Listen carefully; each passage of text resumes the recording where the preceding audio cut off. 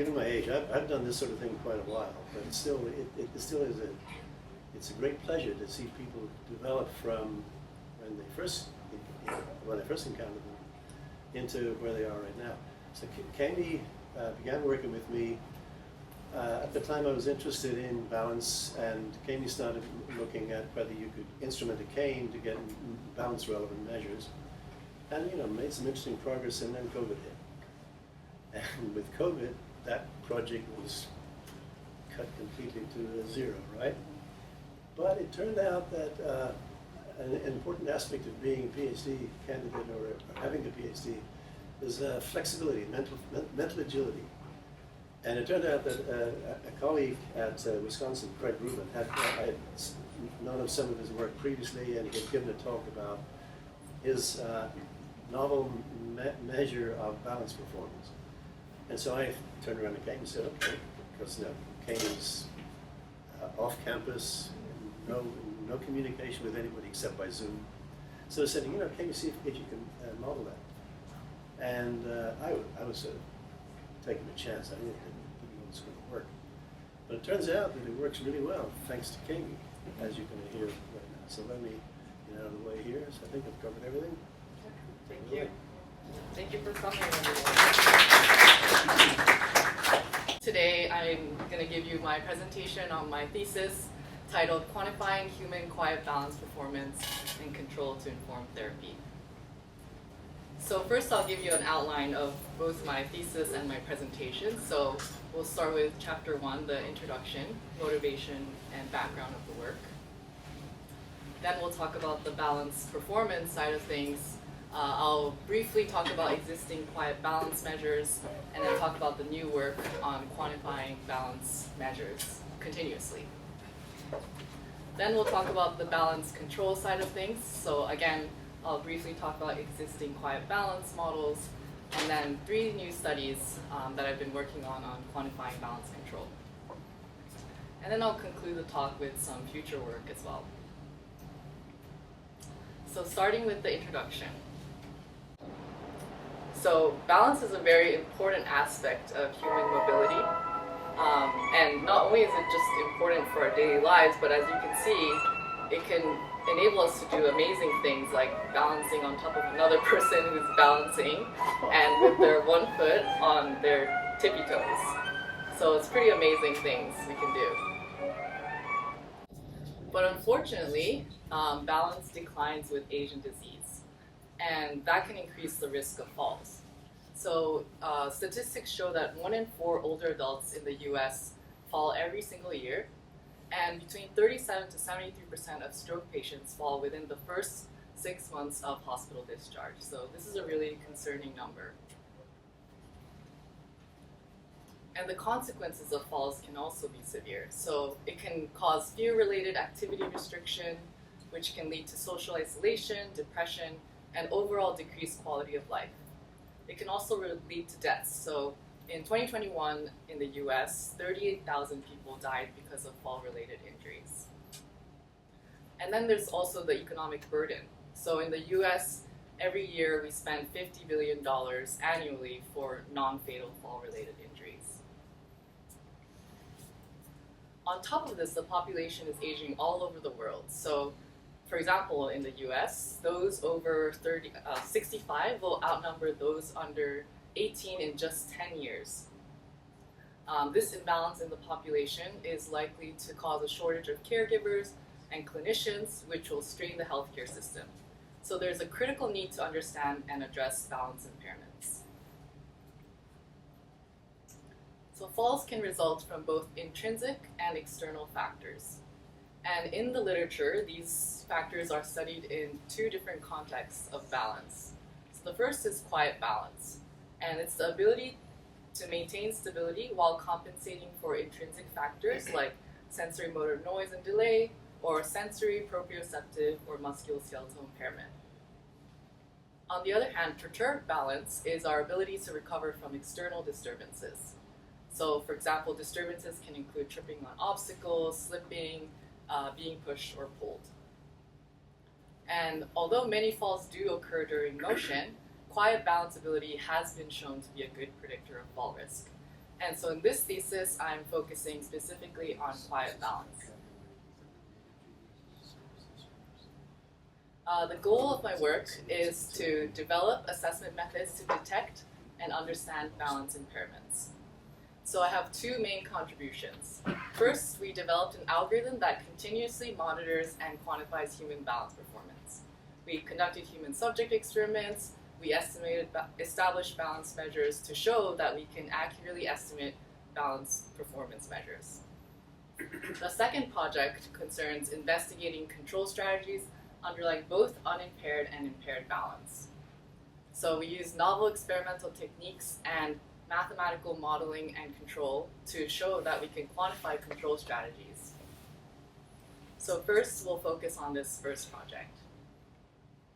So now we're moving on to this balance performance side of things. Okay, so just to give you a little bit of background, the two types of existing balance measures we have currently are clinical assessments and instrumented assessments. So for clinical assessments, I brought an example here, the 4-stage balance test. So this is a test where the clinician will ask you to stand in these different stances and basically measure how long you can balance in those stances and whether you can do it or not. So these measures can be a little bit subjective and clinician dependent. The second type is the instrumented assessments. So this type of assessment often involves specialized equipment, like for example this force plate. If you're aware of like a Wii balance board, it's kind of a fancy, more expensive version of that. And basically you stand on it, it measures the forces under your feet, and it can measure the sway that you're experiencing. Even as I stand, I'm swaying back and forth, side to side, but you might not be able to see it. Okay. And so most physical therapists think that quantifying impairments and outcomes with measurement is really important for patient care. However, existing standardized balance measures, they're not really, they feel kind of split on whether existing standardized balance measures meet their practice needs. And one reason for this could be because clinical balance assessments are often have low sensitivity, and so a lot of therapists end up using non-standardized movement observations, just like watching people walk around or just balancing on without any support. On top of this, some commonly used clinical balance assessments like the 4-stage balance test or the time up and go test or the Berg balance test have been shown to be not great predictors of fall risk. Meanwhile, instrumented assessments, specifically using a force plate, has shown some promise in detecting fall risk. So again, I'm bringing this force plate, which measures your sway properties. And a previous study showed that combining this velocity of the sway, as well as this quantity called the Romberg quotient, which measures your proprioceptive ability, has shown to predict with high accuracy the risk of falls in the next year. But force plates can be used in the clinic, but visits can be rare. So roughly people visit the clinic 1 to 2 times per year. And so there's an urgent need for continuous at-home balance monitoring tools. So existing methods that enable continuous measurement of human movement include wearable sensors. But we did some preliminary studies and found that accelerometer data was not sensitive enough for quiet balance. There's also instrumented assistive devices, and there's been a lot of improvements and developments in this area. So for example, there's smart walkers that detect their activity, instrumented cane for fall identification, or gait recognition using machine learning methods. But instrumented assistive devices have not yet been applied to measure quiet balance ability or future fall prediction. So in my work, we developed an algorithm to estimate sway velocity and the Romberg quotient using just the motion and force sensors on the instrumented cane. And the reason why we chose the instrumented cane is because canes are already widely prescribed to people who have who have balance problems. And we're already so used to seeing canes in our daily lives and using canes. And so this technology could provide continuous prediction of fall risk because it travels with its user on like a force plate, and we can examine trends over months or even years. And I wanted to mention that this work was done mostly in collaboration with Max Burns, who I think is here today, who was an undergrad student working with me.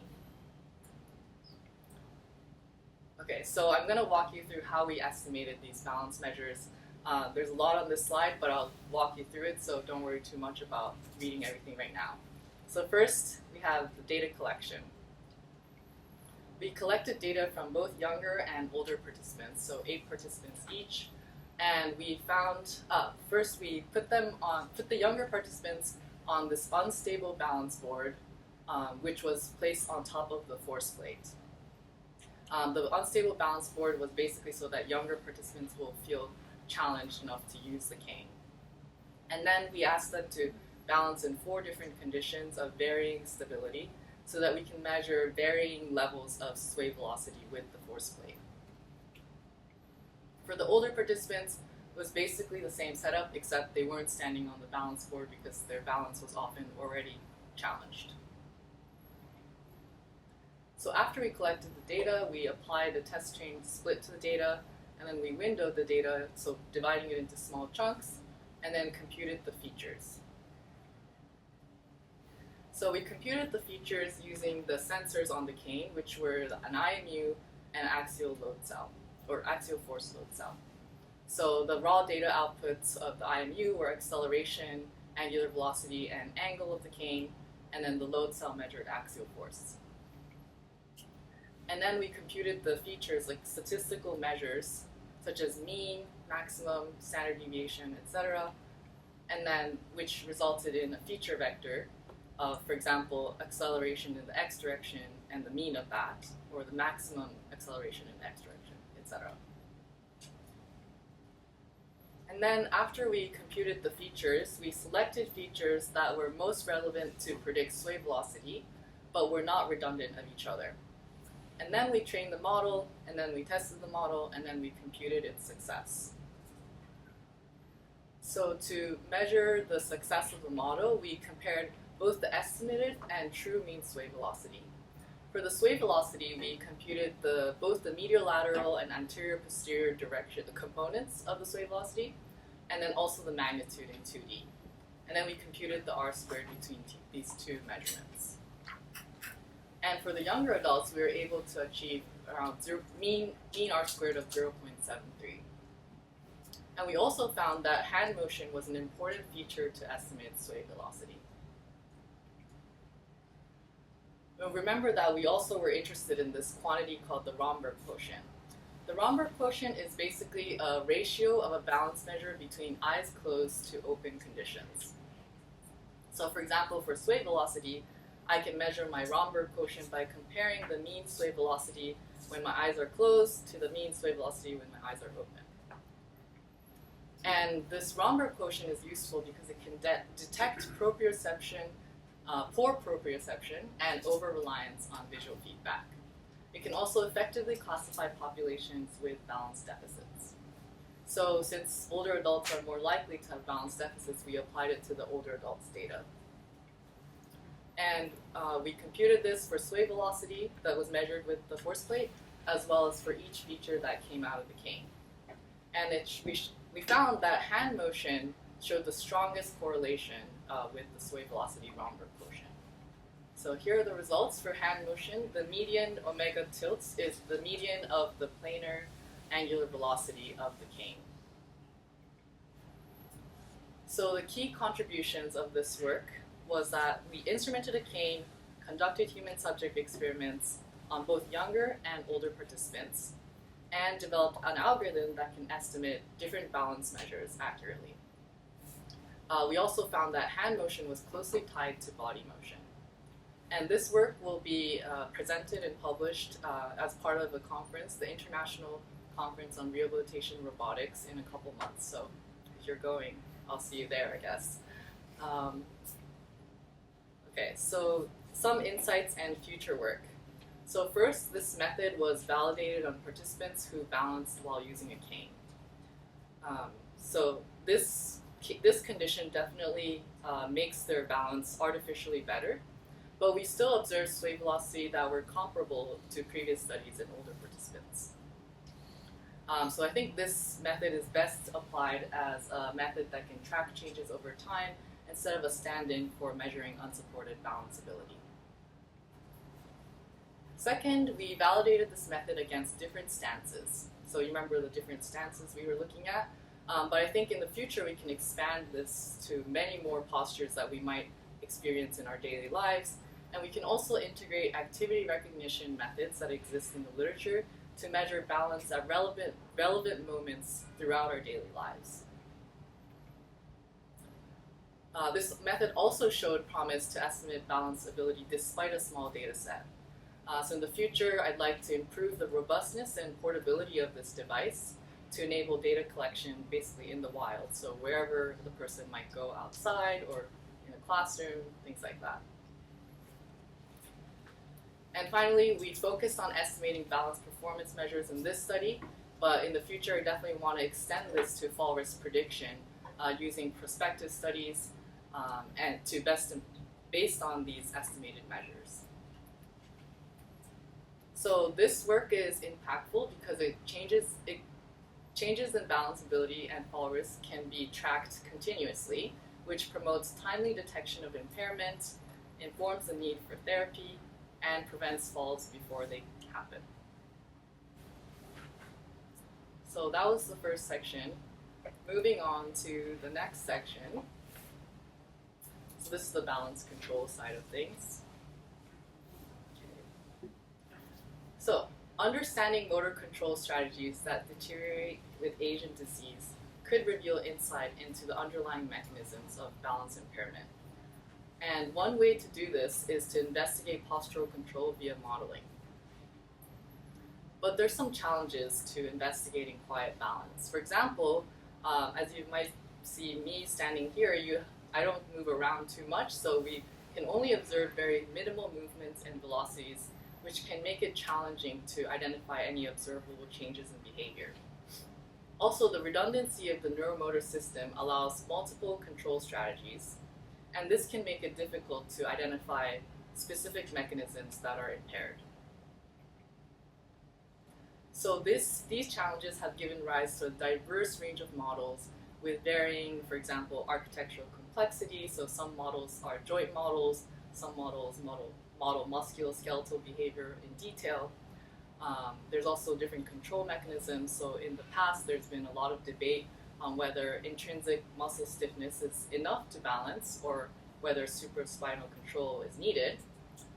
There's also different measures of balance that models account for. So I mentioned that we can measure balance with a force plate, measuring sway, but there's also other ways to measure sway, like measuring center of mass or looking at joint motion, etc.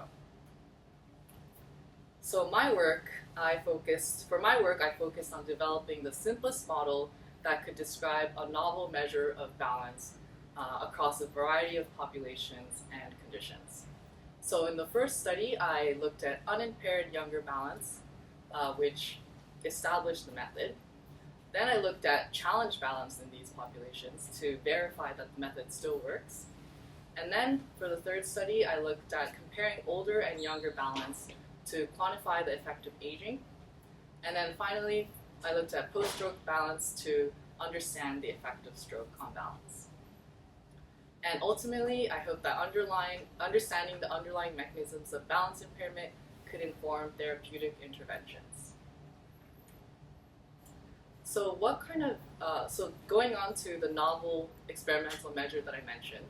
So a lot of people in the literature have used the center of pressure measurements, which is done with the force plate that I mentioned earlier, which is basically if you have the forces acting at your feet, they all kind of center at this pressure point. But there's other measurements we can gain from this force measurement. For example, this angle of this force. And previous work has shown a new method to combine both the placement, the center of pressure position, and the orientation of this force, theta F, into one measure. And so if you imagine a person standing like this, looking at their side view, then they might be swaying from back to front, and their forces might be shifting around like this, F1, F2, 3, with time. And if you draw the lines of actions of these forces, they've been shown to intersect roughly at a point, and they call this the intersection point. And we're interested in how this height of this intersection point changes. And when they looked at this intersection point height in the frequency domain, they found that there was a consistent pattern across multiple young subjects, in which the intersection point was above the center of mass at low frequencies and below the center of mass at high frequencies. And looking at this data, they suggested that perhaps this is a signature of some kind of consistent neural control strategy that's adopted by multiple people. But also the biomechanics of balance also likely plays a role. So just to give you a little bit of background in the biomechanics of this measure. So again, this is the intersection point height normalized by body height. So the center of mass height falls roughly around here. And then when the intersection point height is a little above the center of mass height, then you get rigid body motion. So if you were to imagine that balance can be modeled using this double inverted pendulum with hip and ankle joints, then these two segments, the upper body and the lower body, will move in sync like this. On the other hand, if the intersection point height is slightly lower than the center of mass height, you get antagonistic ankle and hip motion. So basically, the two segments will move now out of sync like this. So clearly, there's a role that biomechanics plays, but we wanted to clarify the extent of biomechanics in neural control in this first study. So in other words, given a variety of control parameter sets and an assumed biomechanical model, would it always yield the results that we find in humans, or would it change depending on the controller? So we did this by first modeling a double inverted pendulum. This was the simplest model that could reproduce data. Then we stabilized this model using a linear quadratic regulator, which was the optimal control method. We used this because first, it guarantees stability and balance is stable. Second, we wanted to test this assumption that humans minimize their control effort. And this helped us reduce the parameter space to just 2. So this was beta and sigma r. So beta basically dictates how much relative penalty you have on using ankle versus hip torque.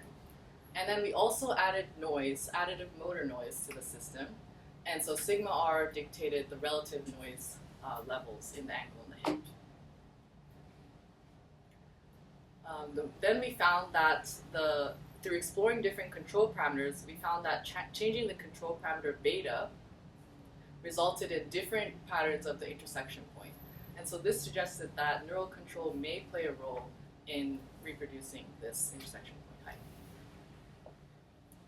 And we found that a simple dynamic model plus a controller reproduced the human subject data, and the best fit model consisted of minimized control effort while prioritizing the use of the ankle torque. And so now that this method was established, we wanted to verify if this method still works under different balance conditions. So we looked at people balancing on this very narrow beam in tandem stance, so that's with feet in front of each other. And we also looked at the frontal plane of the intersection point in the frontal plane for the first time in this study. So this is the results for each condition. And so first row is sagittal plane, second row is frontal plane, first column is ground, second column is beam. And there's a lot going on here, but the main thing is that we were able to fit the data across all of these conditions, and the minimized control effort resulted in best fit for all these conditions. And across the conditions, different levels of coordination in the ankle and hip resulted in best fit. So now that we've verified this method, wanted to apply it to see if we can quantify the effects of aging.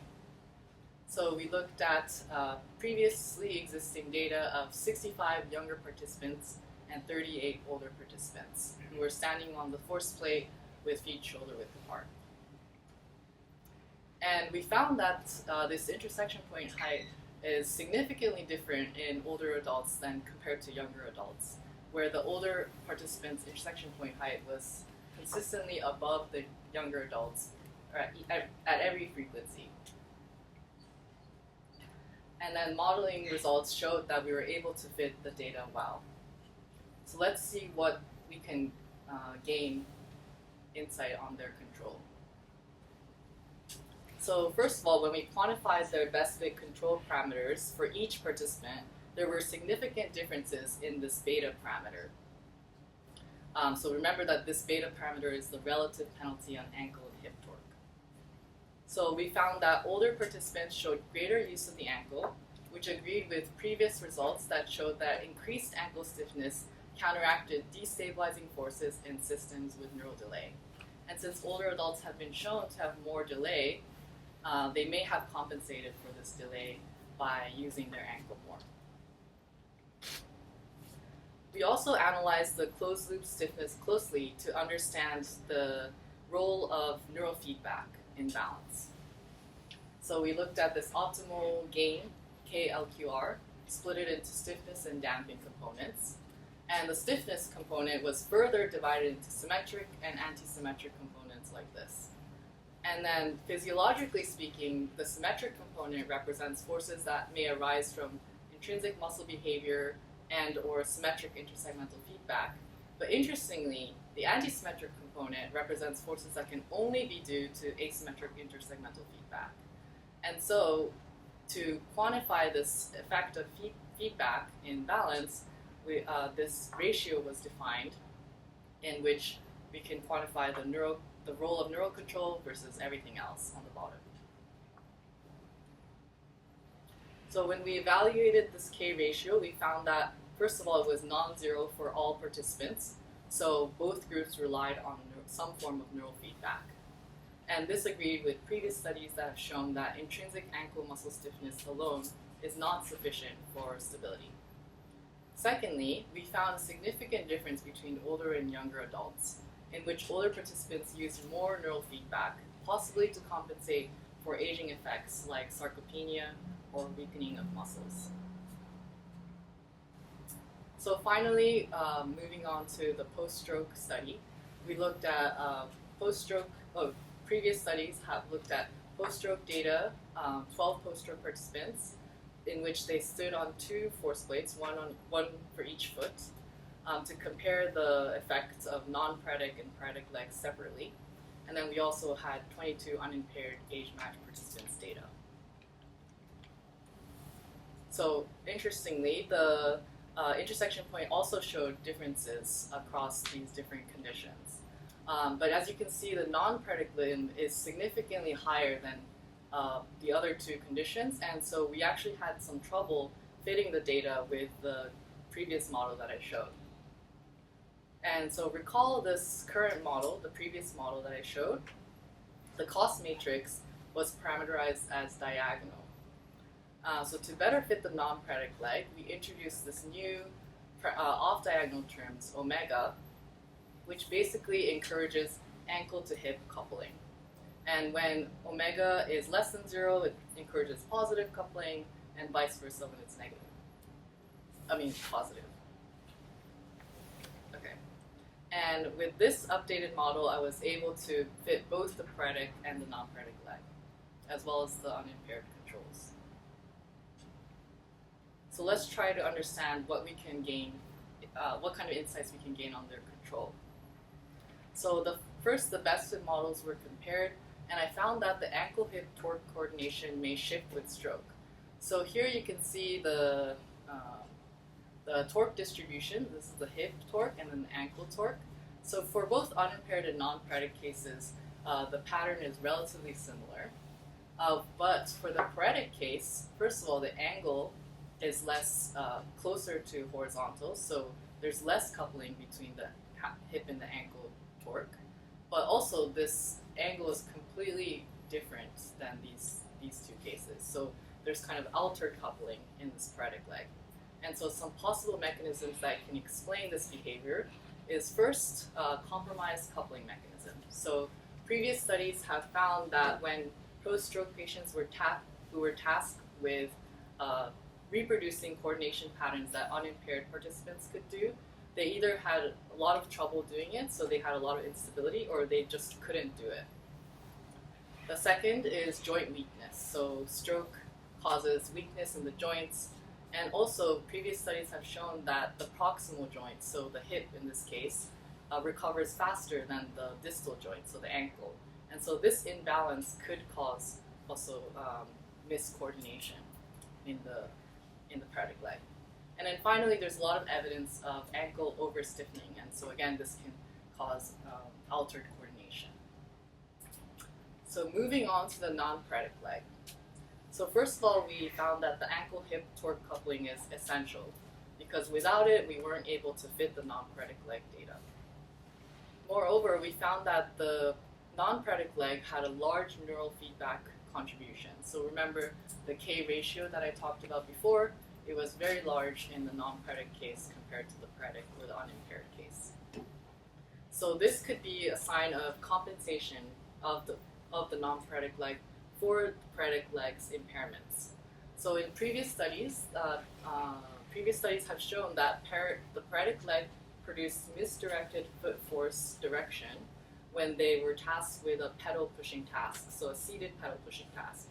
And since this misdirected foot force would cause instabilities when standing up, there needs to be some kind of mechanism to compensate for this misdirected foot force. And so perhaps the non-paretic leg is working extra hard to compensate for these kinds of impairments.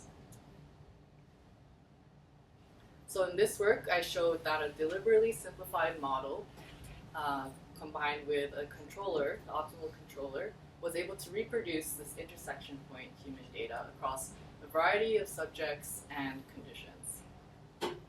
And these results have all been summarized as journal papers or is in preparation for submission. I also quantified apparent controllers that provide insight on possible effects of aging and disease. So we were able to reveal the prevalence of neural feedback, and we also found possible altered control strategies in post-stroke patients. Some insights.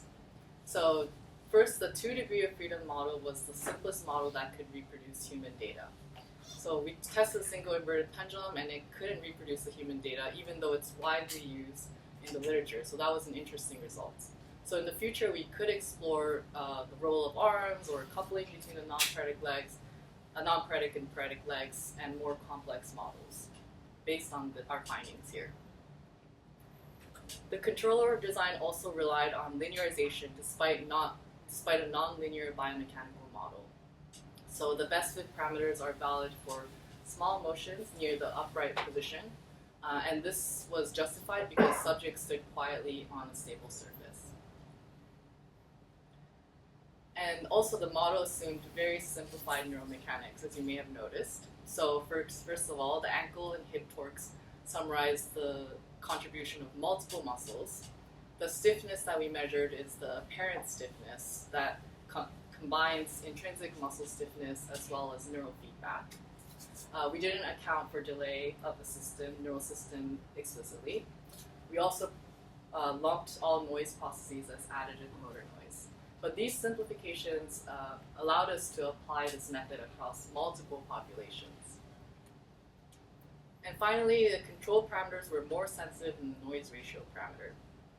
So these sensitive parameters may be good candidates for a diagnostic tool. In the future, we can investigate the sensitivity across different individuals, and we can also validate the results, the insights that we can gain from these analyses through EMG or comparison with other measures and clinical tests. So, once this method is validated, I think this method has a lot of impact because it can quantify a patient's shift from average in less than 1 minute of testing, just standing on this force plate. On top of that, we can identify balanced control strategies promoting targeted therapy. So for example, if I go on this force plate and they tell me, okay, your ankle is not being used properly, then I might be working specifically on my ankle to make therapy more efficient. And also this work has recently been applied to implement control policy of an assisted exoskeleton, and it showed up to 62% decrease in center of pressure areas. So that's also very promising. So I'm now going to conclude the talk with some future work. So just to recap, we found a way to continuously measure balance performance, and we did this using human experiments, and we showed that we can estimate balance measures accurately.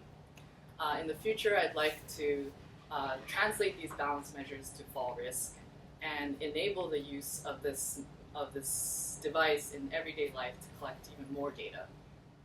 For the second work, we investigated neurocontrol strategies of balance by using a deliberately simplified model, and we quantified balance controllers across a variety of subjects. And then in the future, I think it's important to validate these quantified control strategies, especially for individuals, and translate these findings to therapeutic interventions. So before I finish the talk, I wanted you to imagine a scenario. So today in the clinic, let's say I have some balance issues. I come in, the doctor probably does a bunch of tests, and they give me some sort of diagnosis and a treatment. But currently, they're not really able to identify exactly what's going wrong with my balance control system. At home, I go back home, and I'm monitored by different caregivers or nurses and physical therapists who visit, but their visits can be sparse, so if my balance ability declines significantly over a short period of time, this can go undetected, and I may fall.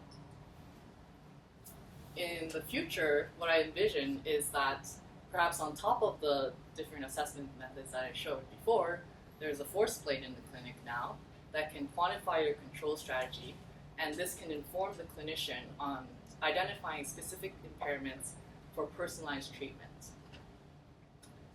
The clinician may also calibrate a cane specifically for my use outside of the clinic so that I can continuously measure my balance performance and detect balance deficits when they happen. And then that will lead to predicting falls before they happen. And maybe we can even integrate these two technologies. So, for example, pressure sensing insoles can enable force measurements that can be conducted at home. And using the cane's force measurements that we're already collecting, we can also model balance with an assistive device so that we can find the intersection point on the go, like in the wild. And ultimately, I hope that this will enable quantifying both balance ability and control continuously. So with that, that concludes my talk. Before the questions, I guess I wanted to acknowledge a few people in my life, including all of you guys. So yeah. So first of all, my committee members, Professor Hogan, you've been such an amazing advisor, and you were always there when I needed help.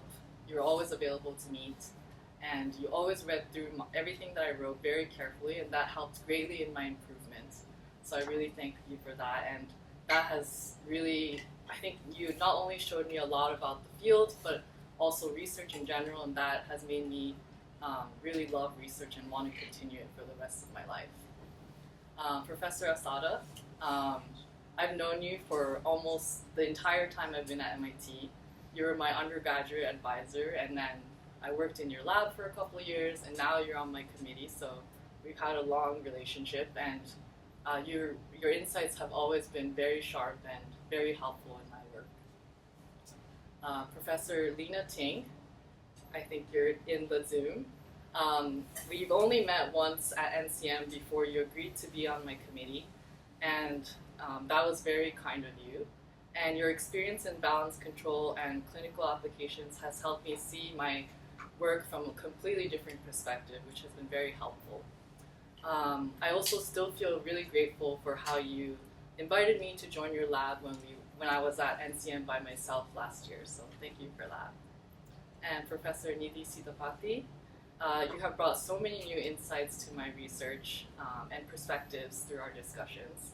And seeing you excel in this early stage of your career has been really inspiring, and so you're a great role model to have. And as I look toward my next steps in my career. And then collaborators. So these are the people that I worked on the different papers with. We've met so many times to discuss different research questions, new ideas, and then also celebrate our success when papers were accepted after many rounds of review. And then also on top of these collaborators, I have many mentors, research, professional, personal mentors who've helped me so much along the way. So thank you very much to everyone. Next, the Newman Lab members. So I planned to put the pictures like under the word, but then like they didn't fit. So these are all, well, not only a subset of pictures. You've been my home away from home for, 5.5 years. Not only do we share a passion for research and for making a positive impact in this world, but I think I'm always inspired by how curious you are about different culture backgrounds, different ways of living. So that's always been very insightful. And whenever I needed help, somebody was always in lab to help me and show me their expertise. And my PhD was just very fun thanks to you guys. And my friends, again, it didn't fit, so here's another very busy slide. So I want to thank my friends. No matter how far you were in San Francisco or New York, we managed to keep in touch for almost 10 years for some of these friends. And my friends from grad school, we shared our lows and highs through all the chaotic grad school things. So all of you bring me so much joy, and sorry, I hope we can stay friends for a very long time. Sorry. Okay, and then my family, of course. So they're very far away. Most of my family are in Japan, but I always felt close to them. And first of all, Yuki, thank you so much for being a great sister. I'm so happy that you're here with me today, and for the last couple of years we've been in Boston.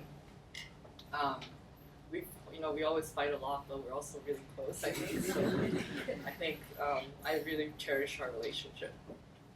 And to my parents who showed me the value of education and showed me what it's like to work in academia, they're always been an inspiration for me to pursue, I guess, what I'm doing right now. And then my grandparents were my greatest cheerleaders. And then also I want to give special thanks to my uncle's family in Brookline, who live just in Brookline, because they always gave me a home to go back to on the holidays when I couldn't afford the tickets to go back to Japan. So thank you so much. Oh, and then if you know me, you know I love my pets. So these are all my pets. One of them, which is in Boston in my house right now. And 4 of the cats look very similar, but they're all different. Mistake them. So yeah. And then finally to Robert, thank you for staying by my side throughout my PhD. When things didn't go my way, you always comforted me and told me that everything's gonna be okay. And then when I succeeded, you celebrated like it was your own success. So I experienced so many things with you, like eating at different, I think we basically ate at all the restaurants in Boston by now, so if you need any recs. We also visited each other's home countries, traveled the world, And then lastly, your passion for basketball, these two, and coffee are just, very inspiring. And finally, your consideration towards others has always inspired me to be kind and caring towards, my lab mates, my friends. So thank you for showing me all of that. So yeah, that concludes my talk. And this is the funding. Thank you to all the funding as well.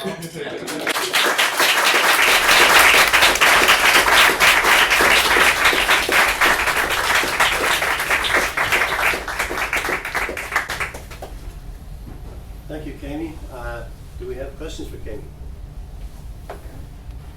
It's hard to ask some tough questions after nice presentation. But I'm going to try. So I like both Keynes' story and the balancing the theory part. Also very very nice. In particular, anti-symmetric versus symmetric stiffness. I think that's very much important concept. And then I agree that you said that the anti-symmetric part of stiffness comes from the zero control, some active control. I completely agree with that. But passive side too could be connected to not only physical properties but some neural activities, right? And then so young people, they are more effective to tune the right stiffness impedance, right? So not actually separable in that way. So that's I need a little bit more explanation. Okay. And then another question is that the Keynes is a very clever idea, but that is actually the evaluations of the balancing capability when Keynes is used. So Keynes has some kind of loading effect and make the posture more stable, right? So it doesn't say anything when the Keynes is 3 feet from that person. He or she will try to stand up and may fall. You cannot actually predict that actually kind of a risk, right? Yeah. So how do you really explain the original Keynes utility toward the more realistic situation? So yeah, starting with the first one. Okay, I'll try to repeat the question, please? I'll try to repeat the question for the Zoom participants. So if I remember correctly, the first question was that the antisymmetric component is due to neural feedback. You agree with that, but the symmetric component can be both due to the intrinsic muscle properties as well as feedback components. Right. So how can we actually separate the neural feedback? So yes, you're exactly right, and so we can't say for sure that there's more. So the symmetric stiffness component is both the intrinsic muscle stiffness as well as the symmetric intersegmental feedback. So if the feedback between the two joints are symmetric in both directions, bidirectionally symmetric. Whereas the antisymmetric component is if these two feedback portions are asymmetric. And so with this analysis, we can only isolate this asymmetric neural feedback component. But nevertheless, we can say that at least this asymmetric intersegmental feedback component has been shown to be larger in older adults compared to younger adults. So I agree that we can't say, we can't separate completely the intrinsic muscle properties in feedback in general, but we can say that there might be some imbalances between the two joints, for example, in feedback contribution. And then second question was the Keynes is actually the loading effect. Right, the Keynes artificially improves your balance ability, and so how can it actually measure balance in our daily lives? Yeah. So yes, I agree. The Keynes can not only act as a physical supporting device, but it can also provide like proprioceptive feedback, so haptic feedback. So I think it's very helpful to improve balance, but at the same time that makes it difficult to measure unsupported balance using this Keynes. And so I think this Keynes is best applied as kind of a way to measure changes in balance ability while using the Keynes. So instead of like, this is just the way to replace unsupported balance ability. And then also at the same time, we did use a cane in this case because the wearable sensors, we tried the wearable sensor and it wasn't working, it wasn't sensitive enough. But perhaps if technology develops, we're not really tied to the cane. This method that I showed was kind of a proof of concept for using portable sensors that are on board a cane to measure balance performance. So these sensors can be maybe mounted on different things to measure balance measure. Okay. Yeah. Oh. Chris. I have two questions. The first one, have you heard about a clinical scale called BEST or mini BEST? Yes, yes. And how do you think about that scale to be applied to measure balance? The second question is about your tandem walking. I'm sure that somebody had asked you that before. I'm just curious. You are talking about the hip, ankle, and the ankle strategy in tandem walking over a beam. And I was not sure. Are you talking like the 2 feet are like that? The first half? Yes. And you still can apply ankle or hip ankle strategies, not arm balance, nothing like that. Okay. Okay, so the first. Can you also go on to Zoom so we can see if there are questions Oh, from the Zoom audience?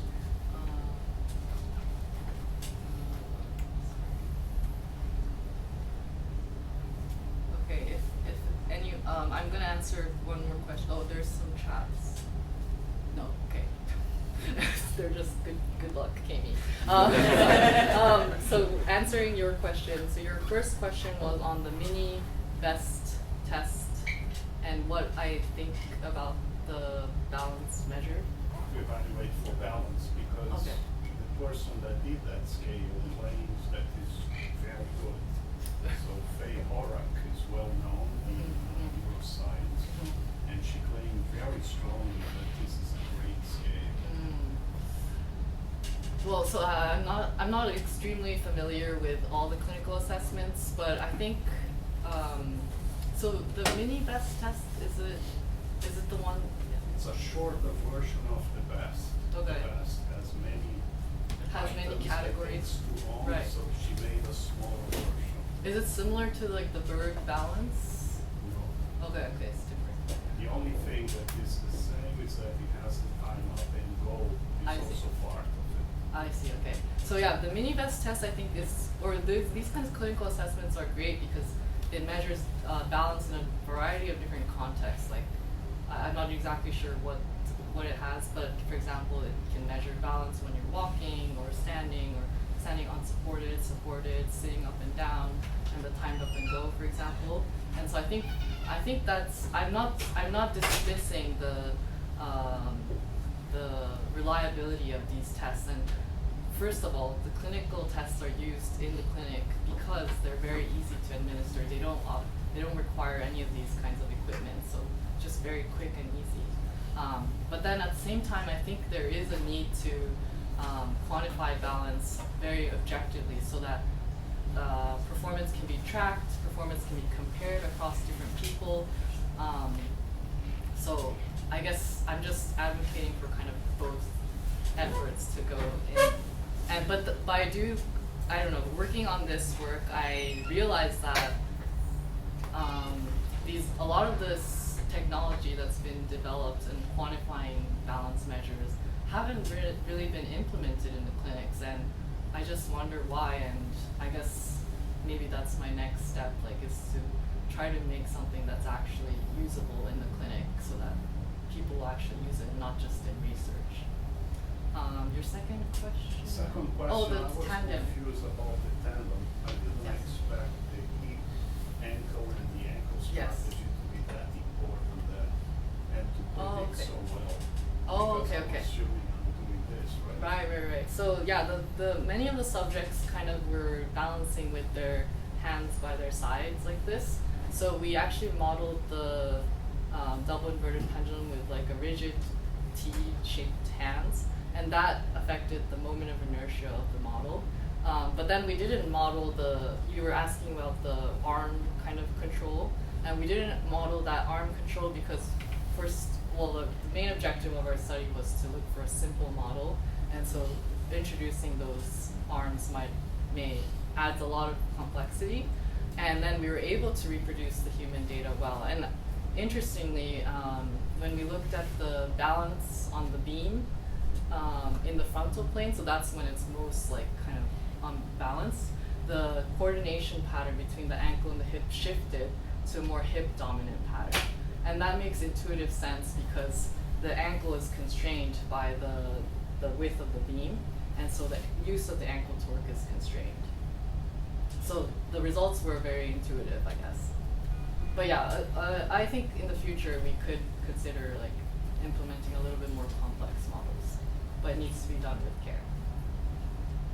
Oh, yes. Nice presentation. Amazing work, Kaymie. I had two questions. The first was for predicting the mean sway velocity. I was curious how you went about picking those data features. Like you mentioned, like I actually don't remember what you mentioned, but like the mean max of. Oh yes. Yes. How did you go about picking those features? And then the second one was when you said you applied some of your balance control strategies to the exoskeleton. I was curious, was that for stationary, standing situation, or can you say a little bit more about it? Yes. So first question was, how did I choose the feature, or how did I come up with the feature vector of the instrument cane? And so I didn't mention it in the presentation, but this work was greatly inspired by previous work done by Wade and colleagues, and they basically, instead of looking at time series data, they looked at the statistical measures of the raw data outputs. So we used that as well, and then using the cane's raw data outputs and then the statistical measures that we were interested in, we combined to find the feature vector. And then from that long list, I don't know, we had like 130 features.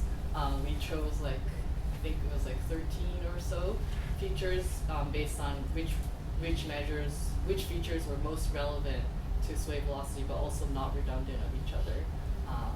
And that was a similar method that was also introduced in that paper, so I can send you that paper if you're interested. And then the second question was about applying the control strategies to the exoskeleton. Oh yes. So that's actually not my work. It's someone else's work at Rutgers University.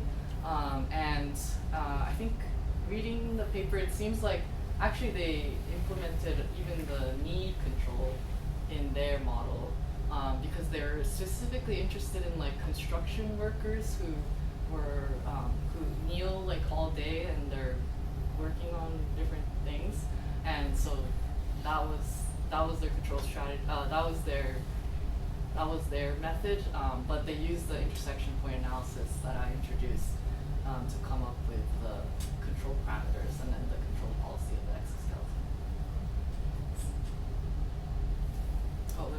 Yes. So in the machine learning part of the talk that's in the beginning, Yes. You spoke about sort of doing train and validation split. Did you at all have held out individuals? I'm curious if it generalizes to completely unseen individuals, or was the test mostly sort of inter-individual? Did it see sort of basically all the people in the train set already? No, so each model was trained for each individual because we found that works better.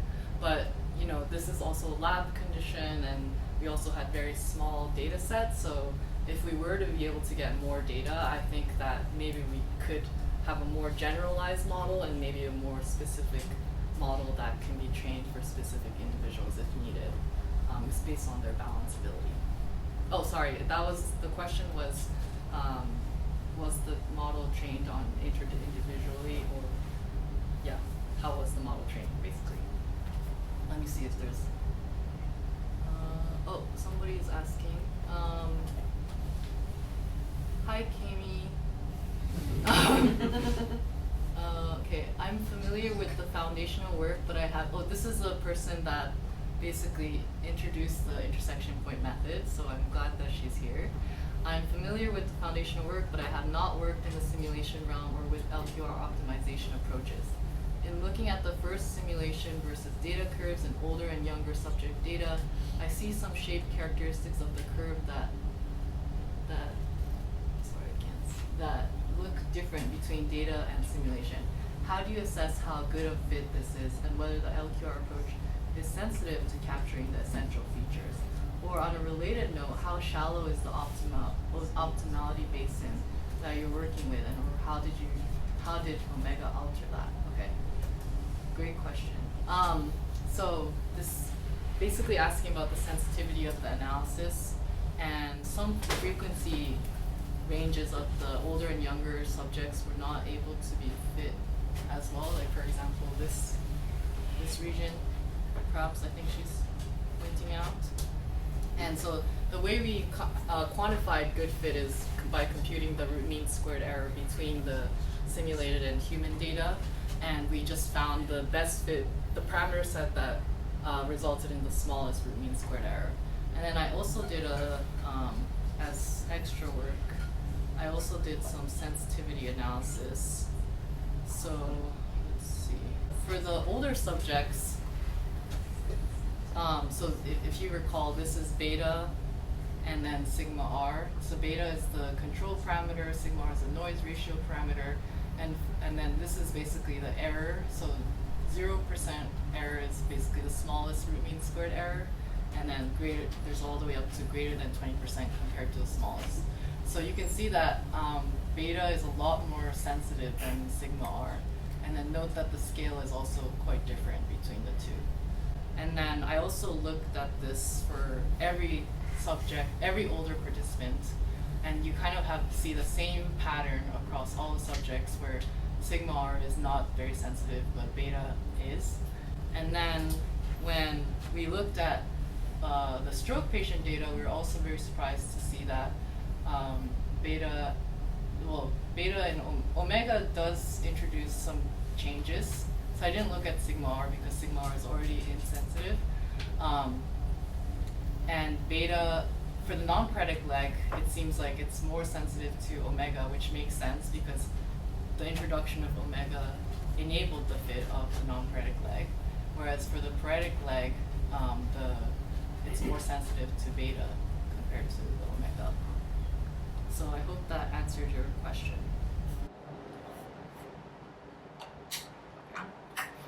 Any other questions online? No. Oh, she said thanks. Yeah. Any other questions?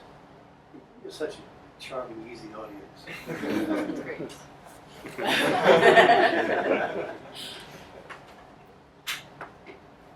Well, it seems like everyone is content.